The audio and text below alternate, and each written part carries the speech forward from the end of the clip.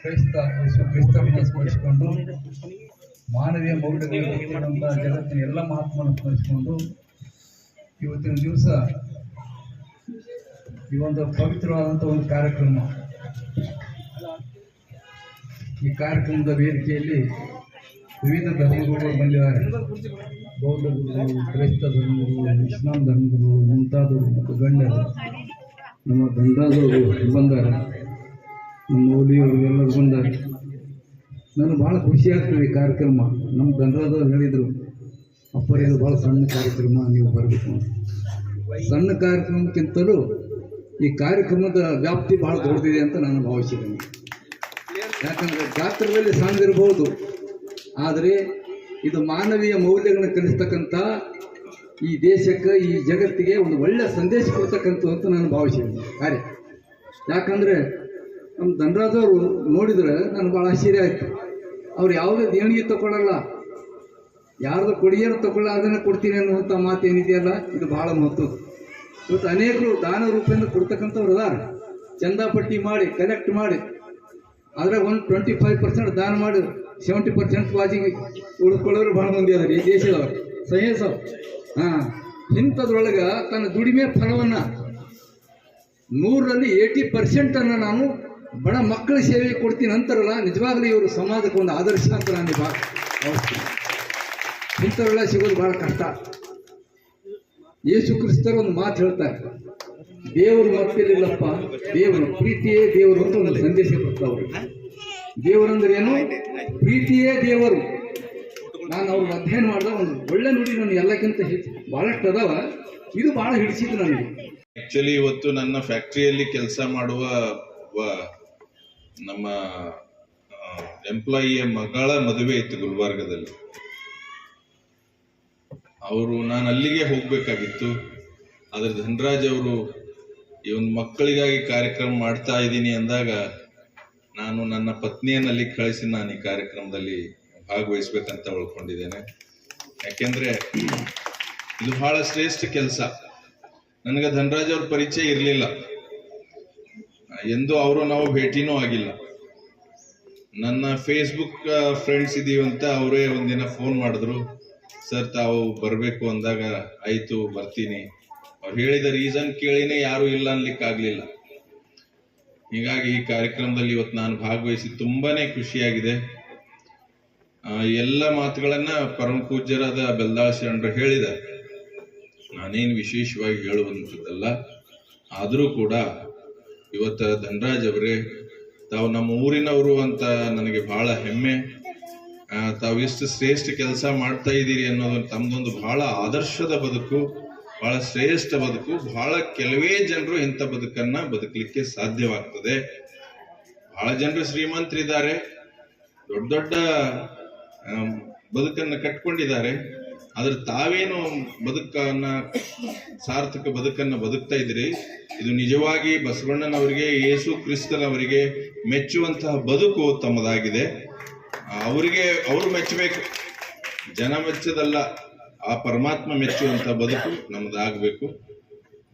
ಬಸವಣ್ಣವ್ರು ಒಂದು ವಚನ ಹೇಳ್ತಾರೆ, ಕಾಗೆ ಒಂದಗುಳ ಕಂಡಡೆ ಕೂಗಿ ಕರೆಯದೆ ತನ್ನ ಕುಲವನ್ನೆಲ್ಲವ, ಕೋಳಿ ಒಂದು ಕುಟುಕ ಕಂಡಡೆ ಕೂಗಿ ಕರೆಯದೆ ತನ್ನ ಬಳಗವನ್ನೆಲ್ಲವ, ಭಕ್ತಿ ಪಕ್ಷವಿಲ್ಲದಿದ್ದಡೆ ಕಾಗೆ ಕೋಳಿಗಳಿಗಿಂತ ಕರಕಷ್ಟ ನರನ ಬಾಳುವೆ ಅಂತ.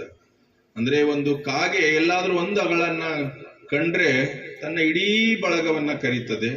ಕೋಳಿ ಎಲ್ಲೋ ಒಂದು ತಿಪ್ಪೆಯಲ್ಲಿ ಒಂದು ಹುಳು ಕಂಡ್ರೆ ತನ್ನ ಇಡೀ ಕುಲವನ್ನೆಲ್ಲ ಕರೆದು ಅದನ್ನ ತಗೋತದೆ. ಅದೇ ರೀತಿ ಮನುಷ್ಯರು ಹಾವು ಬದುಕದೇ ಇದ್ರೆ ಅವ್ರಕ್ಕಿಂತ ಕರಕಷ್ಟ, ಅವ್ರಕ್ಕಿಂತ ವೇಸ್ಟ್ ಅಂತ ಬಸವಣ್ಣವ್ರು ಹೇಳ. ಭಕ್ತಿ ಪಕ್ಷ ಅಂದ್ರೆ ಪ್ರೀತಿ. आप सब लोगों ने उसको सुना है, हमारे बड़े हैं, मगर इस मौके पर हम सब के लिए जो चीज़ की ज़रूरत है वो इंसानियत की है, कि हम अपने आप में ये देखें कि मैं इंसान हूँ। कहने वालों ने ये कहा, किसी का कुछ भी ना देखो, ये देखो कि अगर वो इंसान है तो उसके लिए तुम क्या कर सकते हो वो तुम करो। और इसी की एक मिसाल गोया कि आज ये स्टेज के ऊपर हम सब जमा हैं और हर साल जमा होते हैं और हर मज़हब के, हर धर्म के लोग यहाँ पे जमा होते हैं और एक ही मकसद है कि यहाँ पर कुछ ऐसे वो बच्चे एक आने वाली एक बहुत बड़ी ईद है, क्रिसमस बहुत बड़ी ईद है। उस ईद से पहले धनराज पंडप्पा सर से हमने बात की तो उन्होंने कहा कि मैं ईद के दिन कपड़ा नहीं पहनता, क्रिसमस के टाइम में मैं कुछ भी नहीं करता, बल्कि उससे पहले ही मैं एक ईद वो मनाता हूँ जो मैं उन बच्चों के लिए कुछ दूं, उनको कपड़े पहनाऊं, उनको खाने के लिए राशन दूं, वो इंतजाम करूं तो वो मेरे लिए ईद होगा। ಹೋಗಿ ಸನ್ಮಾನವನ್ನು ತಗೊಂಡು ಮಕ್ಕಳ ಆಶೀರ್ವಾದನ ಮಾಡಿ ಬನ್ನಿ ಅಂತ ಹೇಳಿದರು. ಆದರೆ ಇಲ್ಲಿ ನೋಡಿದರೆ ದೊಡ್ಡ ಕಾರ್ಯಕ್ರಮನೇ ಇದೆ. ಈ ಕಾರ್ಯಕ್ರಮ ನೋಡಿ ನಾನು ಏನು ಮಾತಾಡಬೇಕು ಅನ್ನೋದೇ ನಂಗೆ ಗೊತ್ತಿಲ್ಲ.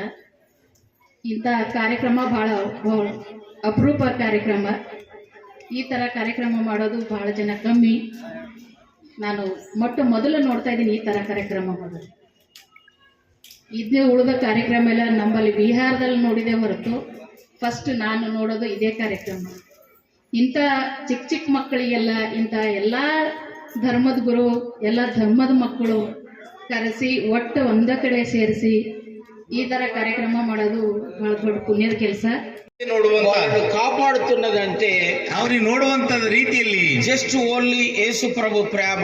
ಇದು ನಿಜವಾದ ಯೇಸು ಕ್ರಿಸ್ತನ ಪ್ರೀತಿಯಿಂದ ಮಾತ್ರನೇ. యేసులో ఉన్న ప్రేమను చూపించటం, ಯೇಸುವಿನ ಪ್ರೀತಿ ತೋರಿಸುವುದರಲ್ಲಿ, యేసు చెప్పిన ప్రేమను చూపించటం, ಯೇಸು ಹೇಳಿದ ಪ್ರೀತಿ ಹೇಳುವಂತದ್ದು, ఈ విధముగా ఆయన చేస్తున్నటువంటి పరిచర్య, ಈ ರೀತಿ ಹೇಳುವಂತ ಸೇವೆ చాలా గొప్పది, ಒಳ್ಳೆ ಒಂದು ದೊಡ್ಡದಾಗಿದೆ. నాలాంటి స్నేహితులు చాలా మంది ఉన్నారు. ನನಗೆ ಬಹಳ ಒಂದು ಪ್ರೀತಿ ಅಂತ ಸೇವಕರು ಬಹಳ ಇದ್ದಾರೆ. నేను ఒకప్పుడు చాలా పేదవాడిని, ನಾನು ಬಹಳ ಒಂದು ಬಡವನಾಗಿದ್ದೆ. కానీ ఇప్పుడు నేను చాలా ధనవంతుని. ಇವಾಗ ಬಹಳ ಶ್ರೀಮಂತರಿದ್ದಾರೆ. కానీ ఇప్పుడు ఒక్క రూపాయి కూడా ఎప్పుడు నన్ను అడగలేదు. ಆದ್ರೆ ಇಲ್ಲಿವರೆಗೂ ಕೂಡ ₹1 ಇವರಿಗೆ ನಾನು ಕೇಳಲಿಲ್ಲ. ట్రస్ట్ కి మని గాని, ನನ್ನ NGO ಕೊಡ್ರಿ ಅಂತ ಹೇಳಿ, మా ఆర్ఫనేజ్ కి మని, ನನ್ನ ಅನಾಥ ಮಕ್ಕಳಿಗೆ ಕೊಡ್ರಿ ಅಂತ ಹೇಳಿ, మా మినిస్ట్రీకి మని, ನನ್ನ ಸೇವೆ ಕೊಡ್ರಿ ಅಂತ ಹೇಳಿ, మా పర్సనల్ గా ఖర్చులకి, ನನಗೆ ವೈಯಕ್ತಿಕ ಖರ್ಚಿಗೆ ಕೊಡ್ರಿ ಅಂತ ಹೇಳಿ అస్సలు ఎప్పుడు ಯಾವತ್ತೂ ನಾನು ಇವ್ರಿಗೆ ₹1 ಕೇಳಲಿಲ್ಲ. అడిగితే ఎంతైనా ఇచ్చేవాడిని. ಅವ್ರು ಕೇಳಿದ್ರೆ ನಾನು ಕೇಳಿದ್ರೆ ಅವ್ರು ಕೊಡ್ತಿದ್ರು, కానీ అడగలేదు. ನಾನು ಕೇಳಲಿಲ್ಲ. ఇది దేనికి సంబంధం లేకుండా, ಇದು ಯಾವುದೇ ಕೇಳೋದಲ್ಲೇನೆ, ఇది కేవలం దేవుని ప్రేమనే ಇದು చూపిస్తుంది. ದೇವರ ಪ್ರೀತಿ ಮಾತ್ರ ಅದು ಹೇಳ್ಕೊಡ್ತಾ ಇದೆ.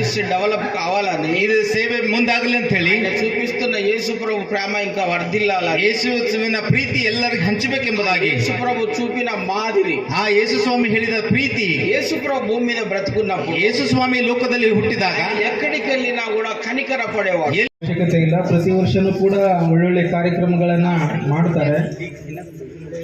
ಎಲ್ಲ ಇವತ್ತು ಅನೇಕ ಸೋಂಕುಗಳಿಗೆ ತುತ್ತಾಗಿರ್ತಕ್ಕಂಥ ಮಕ್ಕಳಿಗೆ ಅವರ ಒಂದು ಅಮೋಘ ಸೇವೆಯನ್ನು ಮಾಡ್ತಾ ಇದ್ದಾರೆ. ಈ ಸೇವೆ ಎಲ್ರಿಗೂ ಮಾಡಲಿಕ್ಕೆ ಆಗಲ್ಲ, ಆದರೆ ವಿಶೇಷವಾಗಿ ಧನರಾಜ್ ಸರ್ ಅವರು ವಿಶೇಷ ಕಾಳಜಿ ವಹಿಸಿ ಒಂದು ತಮ್ಮ ಸಹಾಯವನ್ನು ಸಮಾಜ ಮುಖಿಯಾಗಿರ್ತಕ್ಕಂಥ ಒಂದು ಸೇವೆಗಳನ್ನು ಮಾಡ್ತಾ ಇದ್ದಾರೆ.